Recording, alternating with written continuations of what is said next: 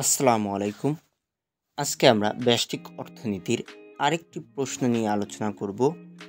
সেটি হচ্ছে যোগানের নির্ধারক সমূহ কী? এই প্রশ্নটি 4 অথবা 5 নম্বরের জন্য আসতে পারে, তবে পার্ট বিতে এটি আসার সম্ভাবনা বেশি। প্রথমেই জেনে নেই যোগানের নির্ধারক কাকে বলে। আমরা জানি কোনো দ্রব্যের চাহিদা ও যোগানের মধ্যে গভীর সম্পর্ক রয়েছে। কোনো দ্রব্যের চাহিদা বৃদ্ধি পেলে এর দাম বাড়ে এবং সঙ্গে সঙ্গে যোগানও বাড়ে। অন্যদিকে দ্রব্যের চাহিদা হ্রাস পেলে দাম কমে এবং যোগানও কমে যায়। অর্থাৎ অন্যান্য অবস্থা অপরিবর্তিত থাকলে দামের হ্রাস বৃদ্ধির সঙ্গে যোগানের হ্রাস বৃদ্ধি ঘটে। তবে কোনো দ্রব্য বা সেবার যোগান শুধুমাত্র এর দামের উপর নির্ভর করে না, বরং অন্যান্য কতিপয় উপাদান ও যোগানের উপর প্রভাব বিস্তার করে। যেসব উপাদান প্রত্যক্ষ বা পরোক্ষভাবে যোগানের উপর প্রভাব বিস্তার করে তাদেরকে যোগানের নির্ধারক বলা হয়। এখন আসি আমরা যোগানের নির্ধারক সমূহ কি কি।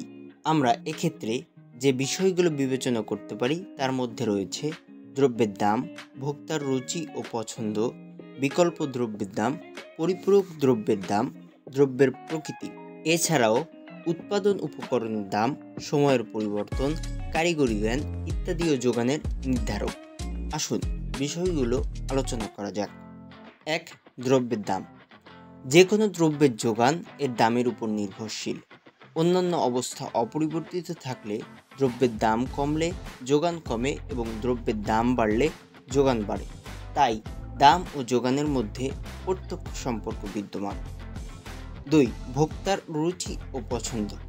কোনো দ্রব্যের যোগান ভোক্তার রুচি বা পছন্দের উপর নির্ভর করে। ভোক্তারা কোনো দ্রব্য বেশি পছন্দ করলে এর চাহিদা ও দাম বাড়ে এবং যোগানও বাড়ে।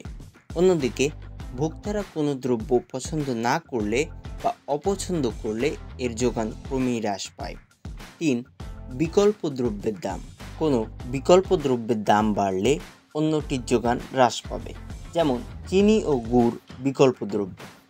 বাজারে যদি চিনির দাম বেড়ে যায় এবং গুড়ের দাম অপরিবর্তিত থাকে, তাহলে গুড়ের উৎপাদন কম লাভজনক হবে বলে এর যোগান হ্রাস পাবে। 4. পরিপূরক দ্রব্যের দাম। যেসব দ্রব্য একটির সঙ্গে আরেকটির চাহিদা সম্পর্কিত তাদেরকে পরিপূরক দ্রব্য বলে। যেমন কাগজ ও কালি, মিষ্টি ও চিনি, চা ও চিনি ইত্যাদি পরিপূরক দ্রব্য। এসব দ্রব্যের একটির দামের পরিবর্তনের সঙ্গে আরেকটির দাম ও যোগান পরিবর্তিত হয়। 5. দ্রব্যের প্রকৃতি। যেসব দ্রব্য শুধু ভোগের উদ্দেশ্যে উৎপাদিত না হয়ে পুনরায় উৎপাদনের কাজে ব্যবহৃত হয় তাদের যোগান পরিবর্তিত হয়।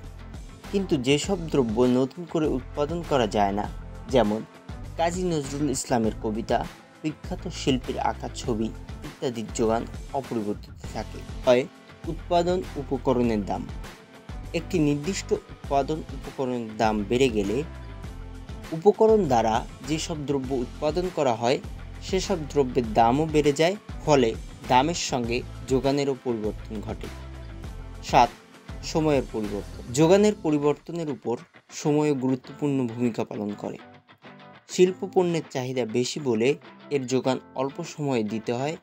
কৃষি পণ্যের যোগানের সময় অপেক্ষাকৃত বেশি লাগে, কারণ কৃষি পণ্যের উৎপাদন প্রকৃতি ও সময় সাপেক্ষ ব্যাপার। তাই যোগানের পরিবর্তন অনেক সময় সময়ের উপরও নির্ভর করে। 8.